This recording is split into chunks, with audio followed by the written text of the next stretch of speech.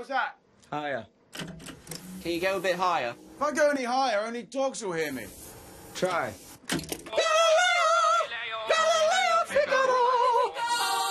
Higher. Jesus, how many more Galileos do you want? One more, one more. One more. Again. Go on, roll the track.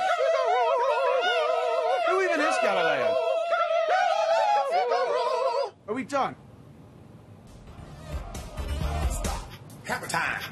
There you have it. Story of Freddie Mercury, Rami Malek, lay it on us. Much anticipation behind this movie. Okay, you're not going to get the R-rated Sacha Baron Cohen version. You're going to get a PG version of an R-rated story. It's sanitized. It's safe. There are embellished facts. The chronology doesn't always match up. I didn't care. I loved it. It was a rousing rock spectacle. Rami Malek, just give him all the awards right now. He steps into this role effortlessly. He didn't really know Queen's music very much. He worked with a body movement coach. He does sing in the movie as well, and they mixed it with actual Freddie Mercury vocals seamlessly. I wanted to stand up and cheer after. I loved it. Mike Myers has a cameo. There's even a meta Wayne's World joke in it. Littlefinger's in it. Lucy Boynton, who I loved in Sing Street. And even the kid from Jurassic Park, right there on the left, Joseph Mazzello. He plays the bass player in the band. So the movie critic in me, I'm always at war with my psyche in terms of movie fan and movie critic, and my movie fan, in this case, won out with this movie. I appreciate there were some things that, you know, traditional critics and things like that would not like about this movie, but it was overshadowed for me by just the exuberance, the joy, the passion, and just how eclectic the whole thing was. So here's the challenge. When you have a musician biopic, as a director, as a writer, you have to hone in on certain moments. How did they focus on the life of Freddie Mercury? What stories did they tell? Obviously, Rami, a phenomenal actor, but story-wise, what are you going to get if you were a fan? A little bit of tension about his background with his family life and what that created, and he was crafting this persona. His family wanted him to go kind of a traditional route. The sort of early days when they're just starting out and he joins the band, that was the kind of stuff I really wanted to see, because I'm like, how did this band rise the ranks and become this rock spectacle?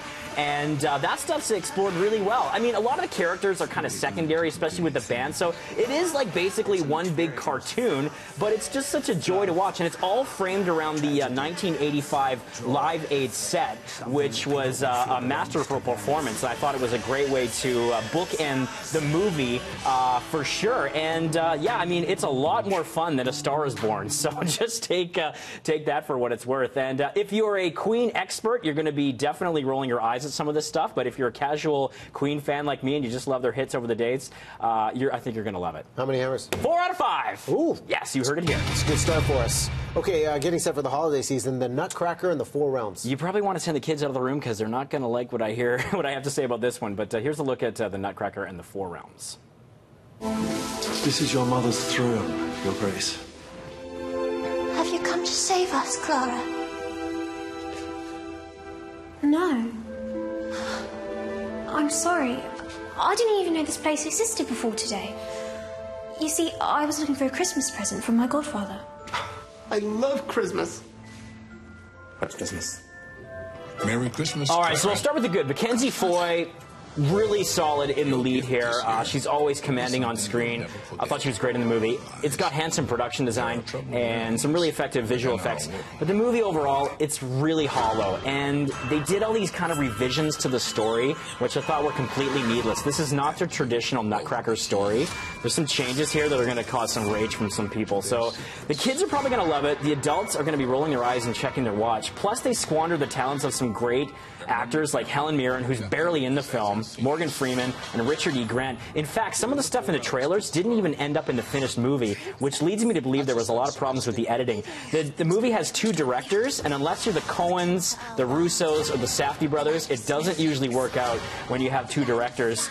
You know, and despite it looking really dazzling with the production design, it's just kind of hollow. It's got a really weak story, clunky writing, and Deja, though, my 4-year-old, she did love it, and I hope she's not watching this because I told her I liked it.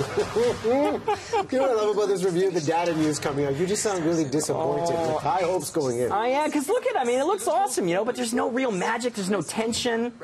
And it's kind of a muddled mess and a rather forgettable fairy tale. There is one standout sequence featuring Misty Copeland right there, the amazing ballet dancer. I wish the whole movie was just that because I didn't really care for this finished product. How many hammers?